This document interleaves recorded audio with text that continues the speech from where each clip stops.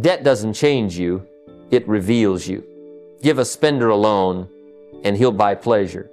Give a thinker a loan, and he'll build prosperity.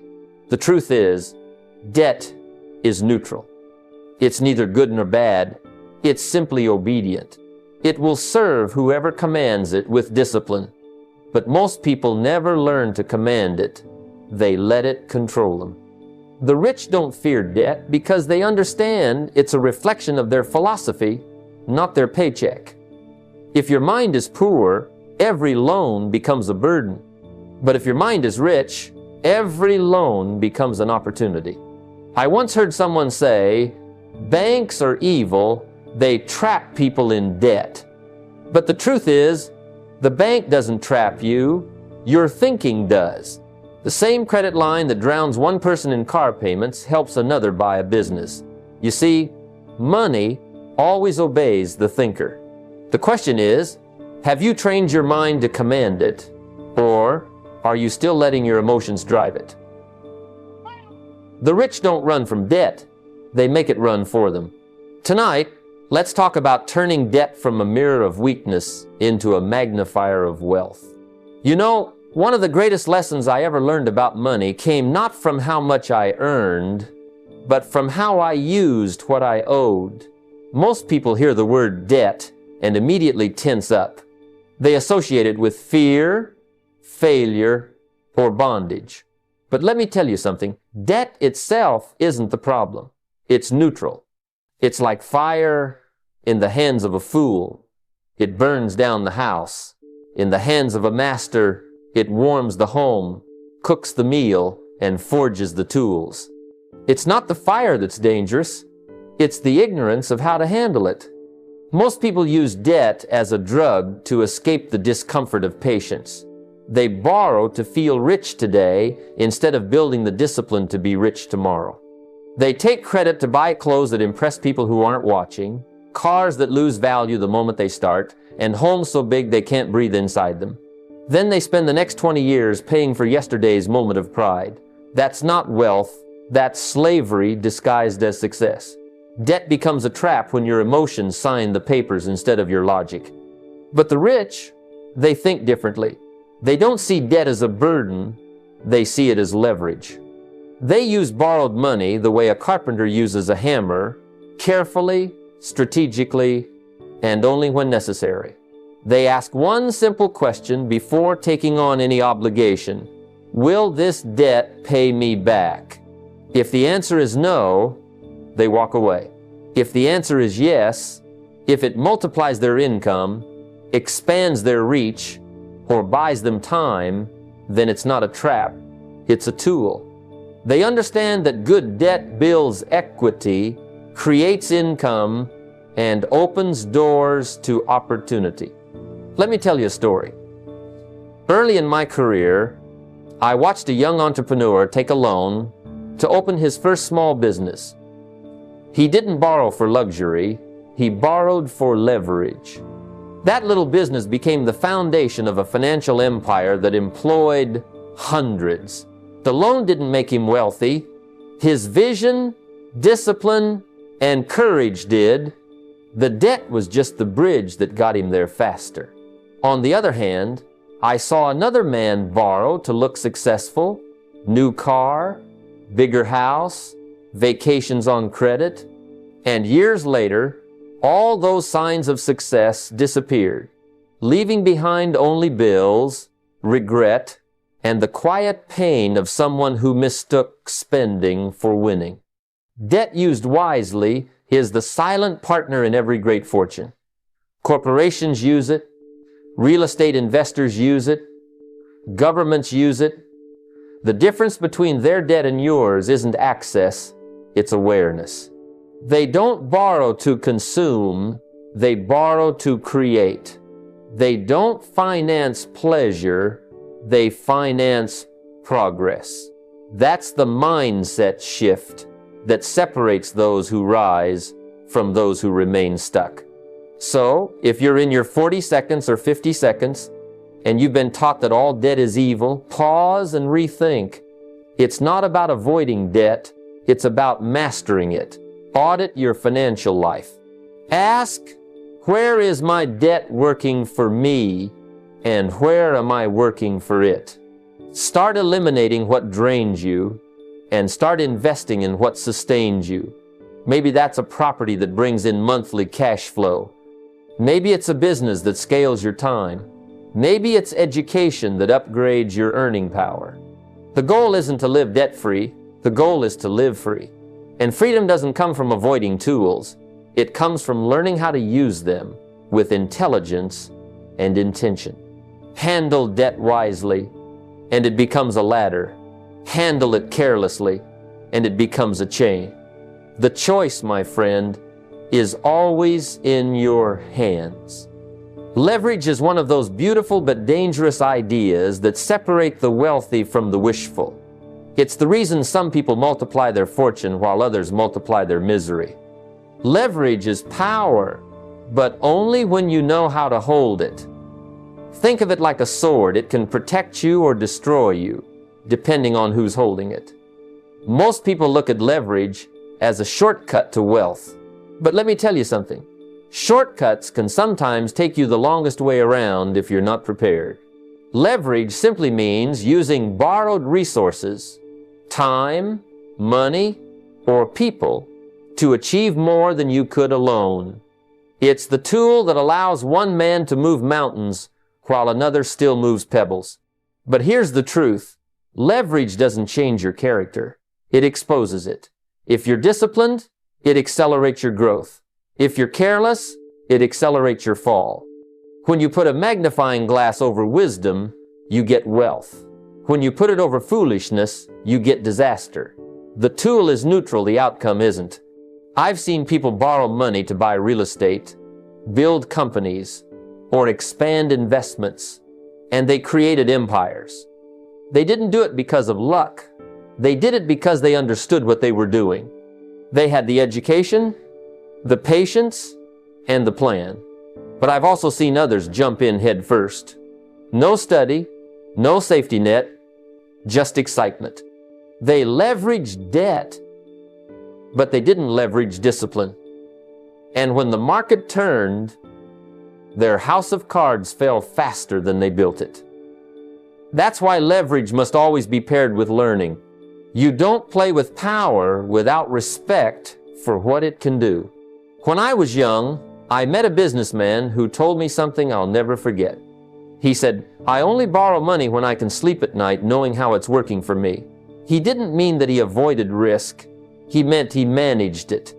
He never used leverage to chase excitement. He used it to create efficiency. If he borrowed to buy a property, he made sure the cash flow could cover the payments.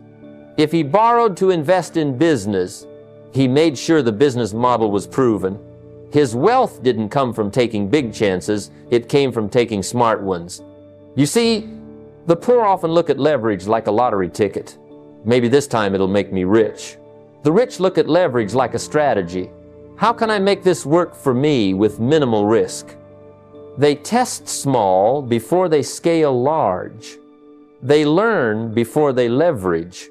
They build liquidity, cash reserves, backup plans, multiple income streams, so that if one door closes, they don't lose the house.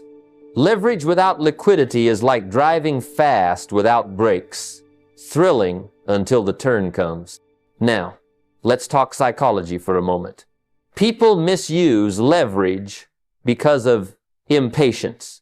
They want the rewards of wealth without the waiting. But every wise investor knows that leverage is meant to accelerate progress, not replace the process. You don't get rich by skipping steps. You get rich by stacking them intelligently. Knowledge, patience, and control. Those are your safety rails when using leverage. Ignore one, and the entire structure wobbles. So, if you're thinking of using borrowed money or external resources to grow your wealth, pause and ask yourself, am I leveraging from understanding or from emotion? If it's the latter, you're gambling, not investing. Start small, prove the system, And scale only when your results justify your risk. Build cash buffers. Keep liquidity. Because when the storm hits, and it always does, those with cash and calmness are the ones still standing. Leverage can turn a small spark into a powerful fire, but it can also burn everything you've built if handled carelessly. The difference lies in mastery. The wealthy don't fear leverage, they respect it. They use it to amplify wisdom, not replace it. So learn first, earn next, and only then leverage. Because in the right hands, leverage is not a gamble, it's a multiplier of destiny. There's a great difference between borrowing to survive and borrowing to grow. And that difference determines who stays poor and who becomes wealthy. Most people borrow because they're running from pressure. The rich borrow because they're running toward opportunity. One group uses debt to escape, the other uses it to expand. The truth is, debt by itself isn't evil. It's simply energy. It takes the shape of the hands that hold it. If you borrow with desperation, it becomes a burden. If you borrow with vision, it becomes a bridge. I've watched people use debt like a lifeline, maxing out credit cards just to maintain appearances, financing vacations they can't afford, or buying cars that depreciate the moment they touch the road. They borrow for comfort, but comfort bought on credit always becomes discomfort in due time. Because the bill always comes due, not just financially, but emotionally. Debt without direction is like oxygen without purpose. It feeds the wrong fire. The wealthy think differently. They see debt not as a crutch, but as capital. They borrow to buy things that work for them, not things that wear out. They use other people's money to build systems that pay them back. When they take a loan, it's not to fill a gap, it's to plant a seed. That's the secret. The poor use debt to consume, the rich use it to create. Let me give you an example. A man once told me he borrowed $200,000 to buy a luxury home he couldn't afford. The payments bled him dry, and he called it an investment. But that wasn't investment, that was indulgence disguised as ambition. On the other hand, another man I knew took a $200,000 loan to buy an apartment building that produced monthly income. Within 3 years, that property paid off the loan and began generating pure profit. Both used debt, but one borrowed for survival, the other borrowed for growth. The same tool, two very different outcomes. If you must borrow, make sure what you buy pays you back. Every dollar you borrow should have a job, a return, and an exit strategy. That's how the rich think. They don't just borrow blindly, they borrow with calculation. They know the rate, the return, and the risk before they sign anything. If the return on investment doesn't exceed the interest rate, they walk away. The math must make sense before the money moves. When I started out, I didn't have much.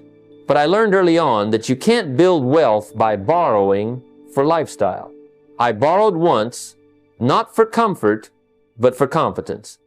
I used that money to invest in learning, in skill building. I paid for books, seminars, mentorships, things that changed my earning potential forever. That kind of debt didn't weigh me down. It lifted me up. Because knowledge, once acquired, keeps paying dividends long after the loan is gone.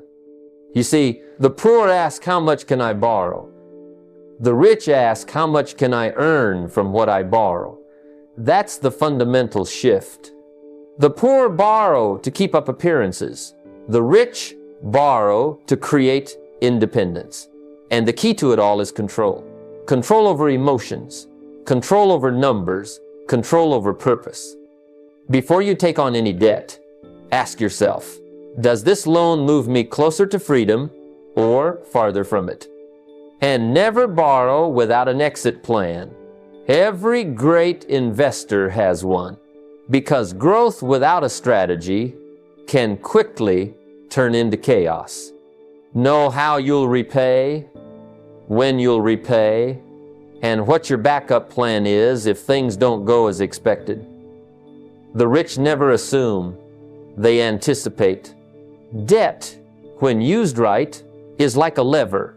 It can lift you higher than you could reach on your own, but grab it carelessly and it'll crush you. The poor borrow to stay alive. The rich borrow to build a life worth living. That's the difference between struggle and strategy, between surviving today and owning tomorrow. There's a certain mindset that separates those who are always short on money from those who seem to attract it effortlessly. It's not luck, and it's not just intelligence, it's stewardship. The rich understand one simple truth. When you prove that you can manage a little, more will be entrusted to you. Money flows to the disciplined, not the desperate. If you can handle your own resources with precision, others, banks, investors, partners will gladly let you handle theirs. But if you can't manage what you have now, no one will trust you with more. You see, people often say, if only I had more money, I'd finally start that business. But that's not how wealth works. The universe and the marketplace both operate on trust. You must first demonstrate mastery with small sums before you're granted large ones. The wealthy never wait for resources. They become resourceful. And when they do use other people's money, they use it with the same care as if it were their own, perhaps even more. I remember years ago, I met a young entrepreneur who came to me excited about a business idea. He wanted investors but had no plan, only passion. I told him, passion is wonderful, but banks and investors don't finance enthusiasm. They finance evidence. He came back a year later with a proper business plan, clear projections, and a track record of small wins. And you know what happened? The same people who turned him away the first time were now competing to invest in him. The difference wasn't luck, it was preparation. That's how the rich think. Before they ever seek other people's money, they build credibility. They make their idea so sound, so well thought out, that funding becomes a formality. They understand that OPM, other people's money, isn't about exploitation. It's about collaboration. It's about creating win-win situations where everyone prospers. You must offer value before you ask for it. If someone lends you money or invests in your vision, their reward must be as real as yours. That's what makes the relationship sustainable. The poor see borrowing as dependency. The rich see it as partnership. The poor use others' money to fill holes. The rich use it to build structures. When you use OPM, your goal shouldn't be just to grow your wealth. It should be to expand value for everyone involved. That's what makes capital flow back to you again and again. The moment people realize that their trust in you multiplies their own results, you'll never have to chase money again. Money will find its way to you. Let me share something personal. When I first started mentoring others, I didn't have access to big funds or wealthy partners, but I had integrity, clarity, and discipline. I made sure every small amount borrowed or invested was used exactly as promised, sometimes with handwritten updates sent weekly to keep people informed. And do you know what that built? Reputation. And reputation is currency. Over time, people didn't just trust me with their money, they asked to be part of my next project. That's how trust compounds into opportunity. But here's the warning. Never use other people's money to chase your emotions. Don't borrow to impress. Borrow to improve. Every dollar you borrow should be aimed at creating something that serves others. A product, a business, a system that adds value. That's how wealth grows, through service, not selfishness. The more people you help, the more resources flow toward you. So before you reach for that investor or that loan, take a good look in the mirror.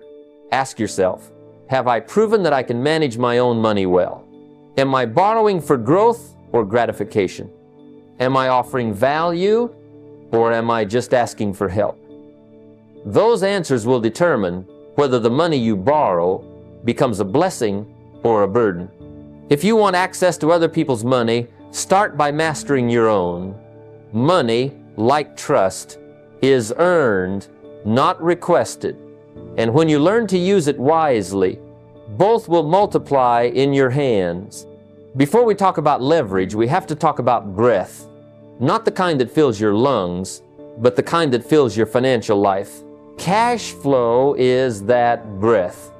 It's the oxygen that keeps every venture, every investment, every borrowed dollar alive. Without cash flow, even good debt becomes a slow suffocation. You can have the most brilliant business idea, the finest property, or the best credit terms, but if your income doesn't flow in rhythm with your obligations, sooner or later, the walls begin to close in. I've met countless people who fell in love with leverage before learning to respect cash flow. They say, I'm going to borrow big and build big. But what they often forget is this: the bank doesn't want your dream, it wants its payment. And payments don't come from excitement, they come from income. You must have consistent, predictable streams of cash before you ever expand your leverage. In the financial world, speed kills, especially when it outruns stability. When I was younger, I made the same mistake many ambitious people do. I thought growth meant expansion, and expansion meant borrowing. I was eager to grow, so I borrowed before building a stable base. And for a while, everything looked good. The numbers on paper made sense. But then a few slow months came, income dipped, and suddenly those friendly bank terms felt like a noose. That's when I learned that cash flow isn't something you check at the end. It's what you plan for at the beginning. The wealthy understand this principle deeply. They never build debt on hope. They build it on cash flow. They make sure their income can breathe under the weight of their commitments. Before they expand, they ensure there's a rhythm, steady, reliable, and strong. They don't just ask, can I afford the loan? They ask, can my income support it through the seasons, in good times and in lean ones? Because true wealth isn't about what you can handle when everything's going right, it's about what you can sustain when things go wrong. Here's the golden rule: cash flow first, leverage second. Never reverse the order. Build income streams that pay you month after month, real estate that rents, businesses that profit, digital assets that generate royalties. When your cash flow becomes reliable, leverage stops being risky and starts becoming powerful. It turns from a gamble into a tool. Think of leverage as a multiplier. If your foundation is weak, it multiplies failure. If your foundation is strong, it multiplies success. So before adding any new loan, check your monthly numbers like a pilot checks fuel before takeoff. Do you have enough income to stay in the air? Can you glide if one engine stalls? If the answer is no, you're not ready to fly higher. And here's another layer most people miss. Cash flow doesn't just protect you, it gives you options. When your income consistently exceeds your expenses and obligations, you make decisions from strength, not stress. You negotiate better terms. You seize opportunities others can't. You don't take desperate loans. You take strategic ones. Cash flow gives you freedom, and freedom is the foundation of wealth. When the wealthy borrow, they do it with the confidence of knowing their cash flow will carry the weight. They're not borrowing to survive the month. They're borrowing to scale their vision. And they reinvest their profits not in pleasures, but in strengthening that income stream, making sure their cash keeps flowing, no matter the economy. So before you sign another loan document or take another financial leap, pause and ask yourself, is my income strong enough to sustain this? Am I adding oxygen or reducing it? Because when cash flow stops, everything stops. But when cash flow grows, everything else becomes easier. Leverage, growth, wealth, and freedom. Always remember, cash flow is not just the key to wealth, it's the protection of it. Build it first, strengthen it daily, and let it be the heartbeat of your financial life. Everything else, even leverage, will work better when your money is breathing freely. Discipline is the invisible line that separates those who are crushed by debt from those who are carried by it. You see, debt isn't inherently dangerous. It's neutral. It's a tool, like fire. It can cook your dinner or burn down your house, depending on how you handle it. What makes the difference is discipline, the quiet, consistent, structured behavior that transforms borrowed money into productive capital. Without discipline, even opportunity becomes a burden. But with it, debt becomes a bridge from where you are to where you want to be. I learned early in my journey that maturity isn't measured by how much you make, but by how well you manage what you owe. There was a time when I took on a business loan with all the excitement in the world. I was full of vision, but not enough structure. The loan wasn't the problem. My habits were. Payments slipped. Plans shifted. I told myself I'd catch up later, but later always costs more. That's when I discovered that success doesn't demand speed, it demands structure. It's not about doing more, it's about doing what must be done consistently and correctly. The wealthy understand this truth deeply. They don't borrow and hope, they borrow and plan. They track every dollar, every payment, every term. They know exactly how much leverage they hold and how long it will take to turn it into profit. They don't get emotional about debt, they get strategic. When they borrow, they already have a repayment plan written down. Not a dream, not a wish, but a schedule. And they treat that schedule like a promise. Because discipline, at its core, is simply keeping promises, especially the ones you make to yourself. If you want to turn debt into power, you must first make peace with structure. Track your debts with precision, not occasionally, but monthly. Know the numbers, not just the estimates. Automation can help you here. Automate your payments so you never fall behind. Automate your savings so your profits don't slip through your fingers. Automate your reinvestments so the money keeps multiplying without needing constant willpower. Discipline becomes easier when systems carry the load. The rich don't rely on motivation, they rely on structure. Here's something most people never do. Celebrate when a debt turns into an income source. When a business loan starts paying for itself, when a property covers its mortgage and produces profit, that's a milestone worth marking. It's not just a financial win, it's a character win. It means you've mastered one of life's most powerful lessons, control. Because the real victory isn't paying off debt, it's turning debt into an engine that works for you. But discipline isn't glamorous. It's not exciting like signing a new deal or buying a new asset. Discipline is repetition. It's reviewing your numbers on a quiet Sunday night. It's choosing to pay early rather than buy impulsively. It's staying consistent when nobody's watching. The results don't show up immediately, but they always show up eventually. Remember, wealth isn't built by bursts of brilliance, it's built by daily discipline.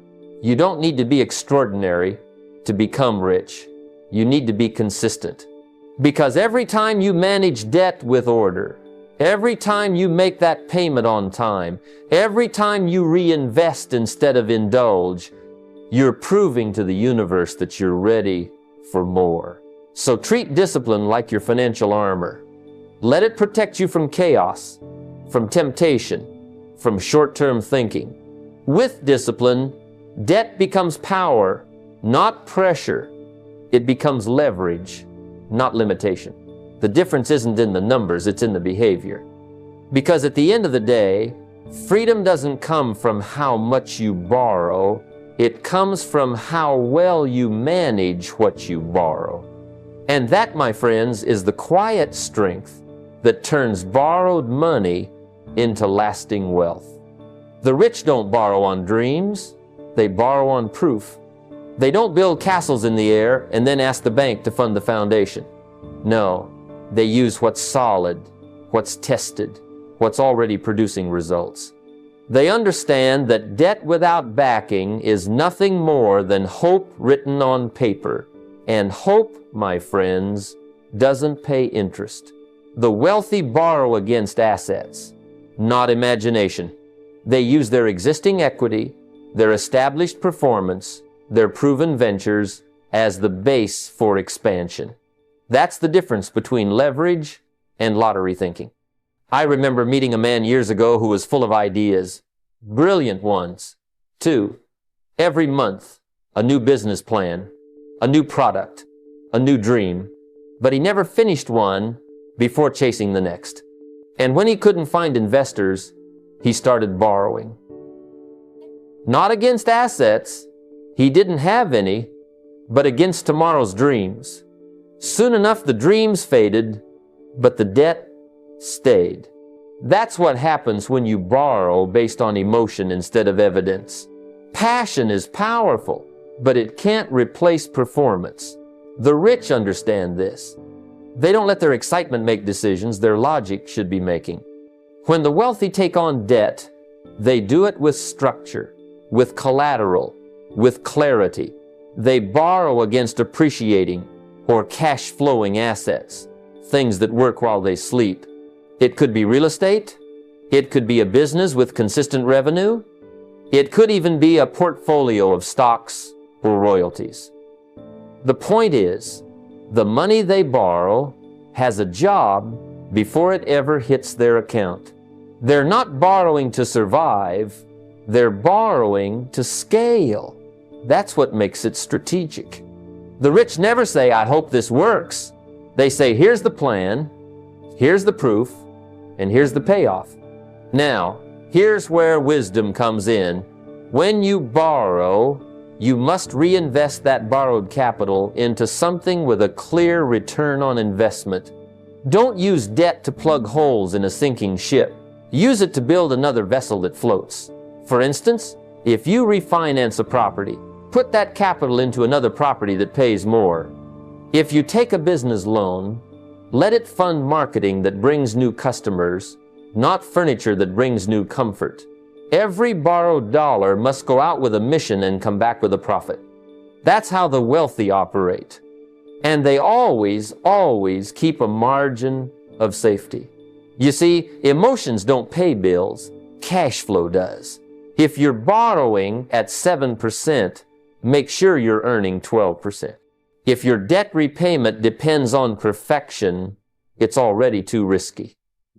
The wealthy plan for downturns before they happen. They run the numbers with discipline. They leave room for life to happen, for markets to move, for sales to slow, for plans to shift. Because wisdom says, prepare for the worst, perform for the best. I've watched people lose fortunes not because they lacked opportunity, but because they borrowed recklessly. They put their faith in enthusiasm rather than evidence. They chased potential rather than proof. And every time, the result was the same: stress, not success. You can't grow wealth on borrowed excitement. You need structure. You need logic. You need assets that speak louder than ambition. When you borrow against an asset, you're leveraging something that already has value. It's like pulling fruit from a tree that's already grown, not hoping a seed will sprout tomorrow. That's what gives the wealthy confidence. They're not hoping for a miracle, they're managing a method, and that mindset makes all the difference. So before you borrow, ask yourself, is this loan backed by something solid, or is it fueled by emotion? Am I borrowing for expansion, or am I escaping discomfort? If your answer is the latter, step back. Patience will cost you less than panic ever will. But if your foundation is firm, your plan clear, and your numbers sound, then by all means, use debt wisely. Because remember, debt isn't dangerous when it's disciplined. It's not risky when it's rooted in results. The danger lies in borrowing without proof. So don't borrow against dreams. Build assets first, then let those assets open new doors. That's not gambling, that's growth. That's how the rich turn leverage into lasting power. The difference between the poor and the rich when it comes to credit isn't just numbers, it's posture. The poor chase credit, the rich create it. One is desperate for approval, the other designs their financial life so opportunity knocks first. Most people spend their energy trying to convince a bank they're worthy of borrowing, while the wealthy spend their energy becoming the kind of person banks compete to lend to. That's a profound shift in thinking. You see, it's not about having perfect credit, it's about building undeniable credibility. I've met people who treat credit like a lifeline. They live from loan to loan, approval to approval, always hoping someone else will believe in them just long enough to fund another purchase. That mindset is slavery in disguise. You become dependent on permission instead of power. But the wealthy, they don't beg for trust, they build it. They understand that real credit isn't given by a bank, it's earned through consistent behavior. The secret isn't to chase credit, it's to attract it by being disciplined, reliable, and strategic. The foundation begins with income stability. Wealthy people know that consistency is confidence in the financial world. The more predictable your cash flow, the more predictable your credibility. So, the first goal is to increase your income to debt ratio, earn more than you owe, and make that gap grow wider every year. It's not glamorous, but it's powerful. Because when your financial statements show strength, lenders see safety, and safety attracts capital. The rich also build what I call financial history. They use secured credit strategically, not to buy things, but to build trust with institutions. They take small loans, pay them off early, manage accounts responsibly, and repeat the process until the system recognizes them as low risk. Over time, this history becomes a financial fingerprint that says, this person honors their commitments. And once that reputation is built, opportunity follows. They no longer have to chase money. Money chases them. Now, here's where psychology comes in. The poor think credit is about access, the ability to buy more. The rich see credit as leverage, the ability to build more. The poor use it to buy comfort. The rich use it to buy control. The poor swipe for consumption. The rich sign for creation. That difference defines their financial destiny. Every time you use credit, you're voting for the kind of future you'll have, one that drains your income or one that multiplies it. There's a story I often tell about a young entrepreneur I mentored. He was frustrated because every bank turned him down. He said, they won't give me a loan because I don't have credit. I told him, no, they won't give you a loan because you haven't earned trust. So he started small, secured credit cards, microloans, and consistent payment habits. In 3 years, banks began calling him with offers. Why? Because he stopped chasing and started creating. He became bankable. That's the goal, to make yourself bankable. Not just because of numbers on a page, but because of who you've become. Your habits, your history, your reliability, those are the assets that compound over time. Wealthy people understand that the most valuable asset isn't money, it's trust. And in finance, trust is currency. So build it intentionally. Track every dollar. Protect your credit score like it's your reputation, because it is. Use credit with discipline, not desperation. Build relationships with financial institutions. Learn how capital flows and how credibility grows. And most importantly, never use credit to impress people. Use it to invest in progress. Because here's the truth. If you chase credit, you'll always stay behind it. But if you create it, you'll always stay ahead. The goal isn't to be approved for more debt. It's to become so financially sound that lenders see you as a partner, not a risk. The day that happens, you'll realize something powerful. You don't need permission to build wealth. You just need the discipline to earn it. Debt without education is like handing a loaded weapon to someone who doesn't know which end to hold. It's not the tool that's dangerous, it's the lack of understanding. That's why I always say, a fool and a loan soon part ways. You see, money doesn't change your intelligence, it exposes it. If you don't know how to manage $1,000, a $100,000 loan will only magnify your mistakes. The rich understand this truth deeply. They study before they spend, they learn before they leverage. Most people rush into debt with excitement, not education. They see credit as opportunity, not responsibility. They borrow for businesses they don't understand, investments they haven't researched, or lifestyles they can't sustain. Then, when the bills come due, they call it bad luck, when in reality, it was bad learning. Debt isn't cruel, ignorance is. And the marketplace doesn't forgive ignorance, it simply collects on it with interest. The wealthy treat education as their first investment. They don't borrow into something they can't explain. They take time to learn how money flows, how markets behave, how taxes impact profit, and how risk can be managed. They study financial literacy like it's a survival skill, because it is. They know that knowledge compounds faster than capital. Every course, every book, every mentor adds a layer of confidence and competence that turns borrowed money into building blocks rather than burial grounds. I remember a young man who came to me once, excited about starting a business. He said, "I just got approved for a big loan. Now I can finally make my dream happen." I asked him one simple question. "How many businesses like yours have you studied?"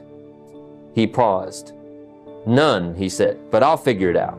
I told him, "No, you won't figure it out. The bank will figure you out. You don't borrow to learn. You learn so you can borrow wisely." Because education doesn't cost, ignorance does. Before you take on debt, you must first build the skill to manage it. Learn the difference between good debt and bad debt, how to measure risk to reward ratios, and how taxes affect your returns. Learn how interest compounds, both for you and against you. Study how cash flow sustains leverage and how timing impacts outcomes. These aren't theories, they're survival tactics in the world of money. The rich approach borrowing with clarity. They calculate potential returns, not wishful outcomes. They test small ideas before scaling. They talk to mentors, read financial statements, and know the worst-case scenario before they sign any deal. They don't hope debt will work, they make sure it does, because they've done the homework. They understand that education is the insurance policy for risk. And here's the critical truth. Financial literacy is not a one-time lesson, it's a lifelong discipline. The rules change, the economy shifts, and new tools emerge. If you stop learning, your leverage becomes liability. Every investment class, every tax seminar, every financial mentor adds another layer of strength to your decision-making. Education keeps you sharp, and sharp people don't bleed from the edges of bad deals. Never borrow into ignorance. That's the most expensive loan you'll ever take. Every dollar you borrow without understanding costs you not just interest, but peace of mind. And peace of mind is priceless. Learn before you leap, study before you sign. Knowledge doesn't eliminate risk, it manages it. Debt in the hands of the educated is power. In the hands of the unprepared, it's poison. So before you chase funding, chase understanding. The best leverage is not money, it's mastery. When you know how money works, you can make it work for you. But if you don't, you'll end up working for it. And worse, paying for your lack of learning with years of regret. Debt without a blueprint is like building a house without a foundation. It might look impressive for a while, but one strong wind and it all comes crashing down. Wealth grows from design, not desire. You don't stumble into financial success by accident. You construct it, brick by brick, with intention. The rich understand this better than anyone. They never borrow because they feel ready. They borrow because the plan demands it. Their debt isn't emotional, it's architectural. Most people treat debt like fuel without checking if they even have an engine. They get excited about opportunity but fail to design a roadmap. They say, I'll figure it out once I get the money. But that's backward. You don't get the loan and then create the plan. You create the plan and it earns you the right to borrow. You see, money flows toward clarity. Banks, investors, and even your own confidence respond to structure. A clear plan doesn't just tell others where you're going, it tells you where to stop drifting. When I was younger, I met a man who borrowed heavily to start a new venture. He had passion, energy, and faith, but no blueprint. He believed enthusiasm would make up for strategy. 6 months later, the business was gone, and so was his credit. Passion isn't a substitute for planning, it's a partner to it. The poor borrow for excitement. The rich borrow for execution. And execution without a plan is just motion, not progress. Every dollar you borrow should have a mission. The rich ask, what will this loan produce? Not what will it purchase? That difference determines whether debt becomes an investment or an anchor. If you're borrowing to build an income-generating asset, the numbers should be written down clearly. How much the investment costs, how much it earns monthly, and when it becomes self-sustaining. Every loan should have a deadline, a target, and a measurable result. Otherwise, it's not a financial plan, it's financial gambling. Before taking on any debt, map out a 5-year plan. Ask yourself, where will this loan take me in 1 year? In 3 years? In 5? Tie every debt to a specific revenue stream or return goal. If it's a business loan, identify when the business will break even and when it will start producing profit. If it's for real estate, know the rental income, the appreciation forecast, and your repayment timeline. Wealth is math with meaning, and numbers don't lie.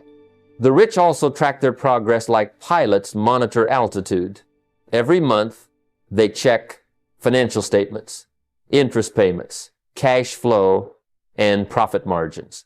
They don't wait for trouble to appear, they anticipate it through data. Because when you track your progress, your numbers speak louder than your emotions. Numbers tell the truth, even when we don't want to hear it. And here's the key. A financial blueprint doesn't only protect you, it teaches you. It shows you what's working, what's not, and where to adjust. A good plan evolves. The rich review their strategies quarterly, tweak their systems, and stay flexible within the framework. A blueprint is not a prison, it's a compass. It keeps your direction steady even when the market storms come. So never borrow on emotion. Don't sign papers in excitement or fear. Borrow with precision, with a pen, guided by numbers and purpose. The difference between debt that liberates and debt that destroys lies in one simple word: design. If your money doesn't have a map, it will get lost. And if your debt doesn't have a destination, it will lead you nowhere fast. So before you take the loan, write the plan. Before you chase the dream, draft the design. Because success doesn't respond to hope, it responds to structure. And when your structure is sound, even borrowed money becomes a stepping stone toward freedom, not a chain around your future. Every dollar borrowed should have a job, a mission, and a clear reason for existing. The wealthy understand this with absolute clarity. They never borrow for comfort, they borrow for creation. Every loan they take, every line of credit they open is meant to multiply, to bring back more than it cost. You see, debt itself isn't dangerous. Directionless debt is.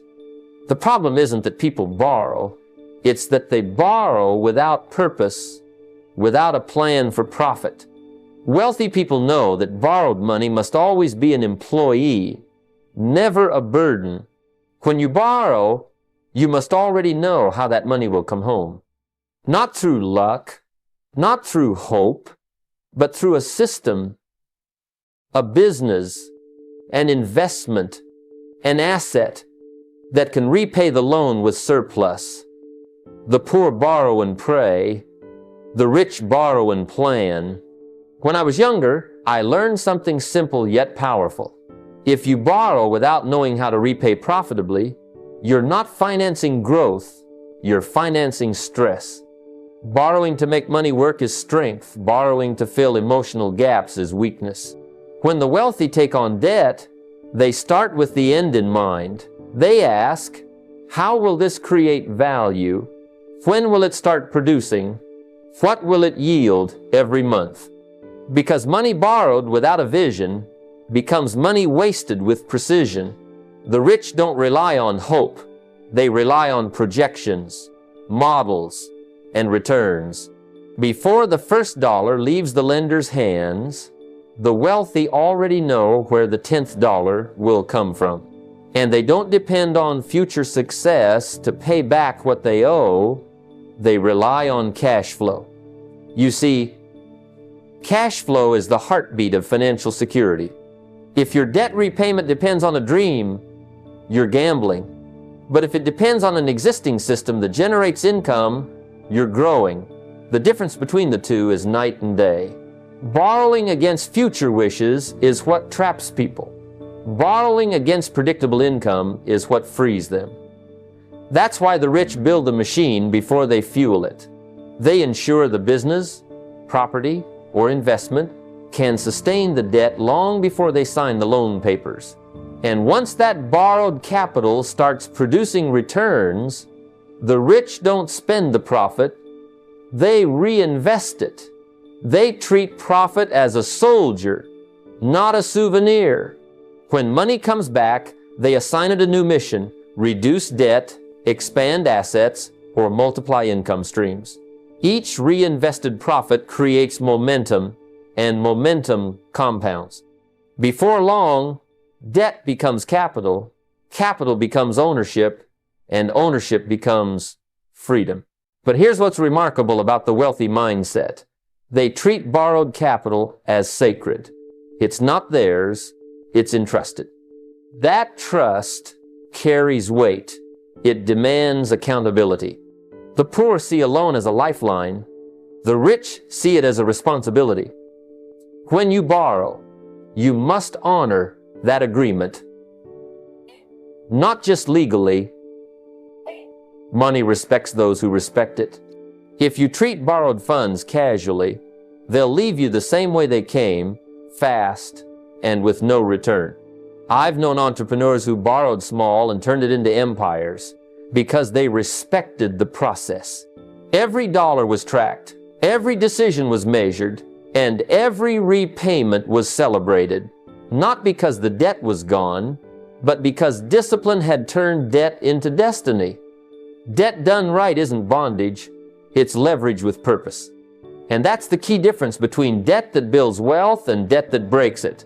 One is guided by vision, the other by emotion. The rich borrow with purpose, and they repay with profit. That's the full circle of intelligent leverage. So, if you ever borrow, do it with clarity. Borrow not to impress, but to progress. Borrow not to consume, but to create. Because when your debt has a purpose and your repayment has a profit, you don't just owe money, you own your future. Debt, my friends, is like a powerful partner, one that can either lift you to new heights or pull you under if you let it lead. The secret is not to avoid it, but to master the relationship. You see, too many people treat debt like a master and themselves like servants. They work endlessly to pay bills, trapped by promises they didn't fully understand.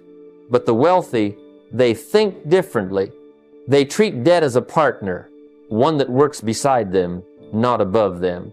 It's a relationship built on respect, boundaries, and clear expectations.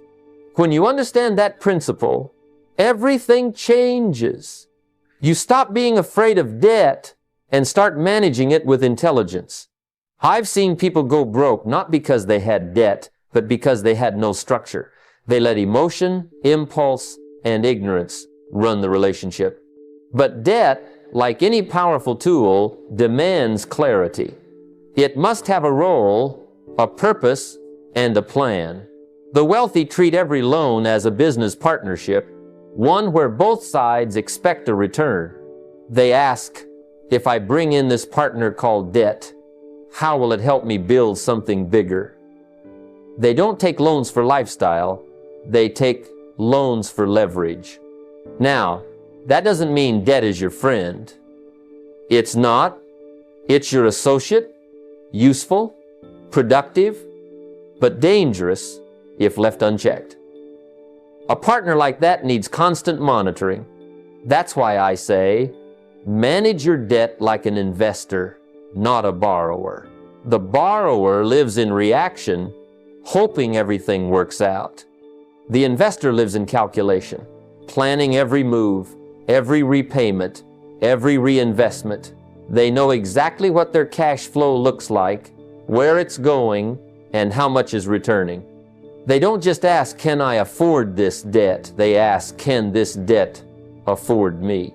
That shift in thinking turns control back in your favor. You see, when you manage debt well, it becomes expansion. When you ignore it, it becomes erosion. I once met a man who told me, I'm drowning in debt. I said, no, you're drowning in mismanagement. The debt wasn't the problem, it was his lack of control. He borrowed for things that didn't pay him back, and then he stopped tracking them altogether. It's like having a business partner you never talk to. Chaos is guaranteed. The rich know better. They keep the books clean, the reports current, and the agreements clear. And that's where ratios come in. That simple but powerful measure of control. A healthy debt-to-asset ratio means power stays with you. You never want to be so leveraged that one market swing or one bad month leaves you panicked. Always ensure your assets outweigh your obligations.